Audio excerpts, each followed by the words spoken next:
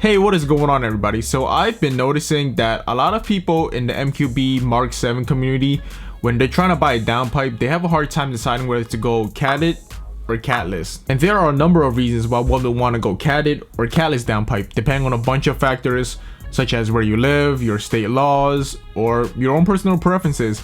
So I'm hoping in this video I can help make your decision a lot easier in as words as simple as possible without being too technical. So no dyno runs, no dyno charts, no temperature measuring cameras, no test runs or stuff like that. Because if you want technical, you can go watch Engineering Explained. Now, why would someone want an aftermarket downpipe in the first place? Well, one reason is noise.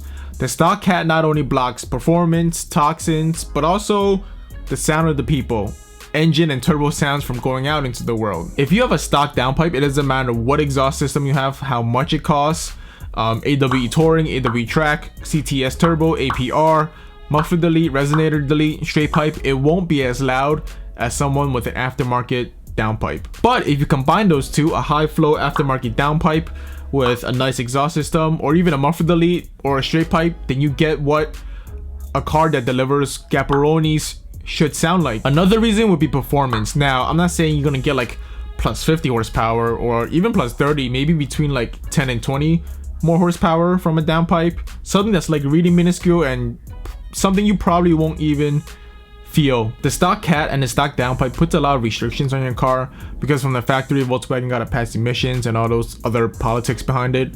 But when you put an aftermarket downpipe, it kind of opens everything up, and you're getting a lot more, and I guess better airflow.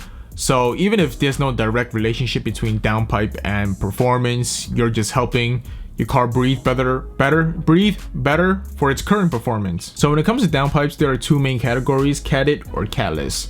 So let's talk about the pros and cons of a catless downpipe, which is what I have. One of the main pros of a catless downpipe is, well, what it says in its name, catless downpipe. You don't have any sort of catalytic converter there, so you're not getting any restriction at all, even less restriction than say a high flow catted downpipe. So basically you're getting like maximum downpipe gains from it, as much as a downpipe would possibly provide. Which also leads to the second pro, which is it's louder.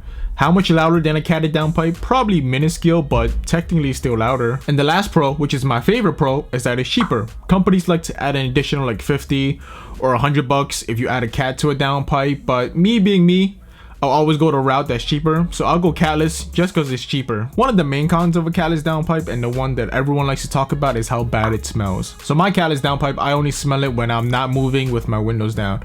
So when I'm like stopped at a red light or in slow moving traffic, I smell it once in a while, only if the windows are down. If the windows are up and AC is on, I don't smell it at all. But also when I'm driving with friends, I do not want to follow any of them because they all have catless downpipes and it smells like shit following them and driving behind them. The next con is the infamous Volkswagen check engine light. This probably doesn't apply to everyone because there are numerous ways to get rid of a check engine light. For example, using a spacer, which is what I'm using, and it's kind of iffy. My check engine light comes on and off. Getting a tune to manually turn it off, or depending on which downpipe you get. I know the really expensive downpipes, the AWE, and I think the new speed ones are like 700-ish, but those guarantee no check engine light at all. So it's not really a con, but it is something to keep in mind. Now this last con, which also doesn't apply to everyone, is being able to pass your state's car inspection. Obviously, I can't speak for everyone because state regulations vary. For example, me in New York City, we have to get inspections every single year for vehicles new or old. So when my inspection comes up, I have two choices: either get a tune and hopefully it forces readiness in my ECU, or put back on my stock downpipe and let it cycle through its thing. And then when I get the inspection, put back on my aftermarket one and just do that every year. Or if you're someone that lives in New Jersey, I know like new vehicles there don't need inspection for like 5 years. So yeah, every state is different, so that's definitely something to research and keep in mind. Now let's talk about the other option, the catted downpipe. One of the main pros of a catted downpipe is, well, you don't get the horrendous, cancerous, disgusting, bad, fumey smells. At least you have some sort of cat there to filter out majority of the toxins and fumes. And lastly, a higher chance of passing inspection. Some states may only require a visual inspection of a cat, so technically you're good. Now the cons, which are basically just the opposite of the pros of a catless downpipe. There's still a cat there, so there's some type of restriction.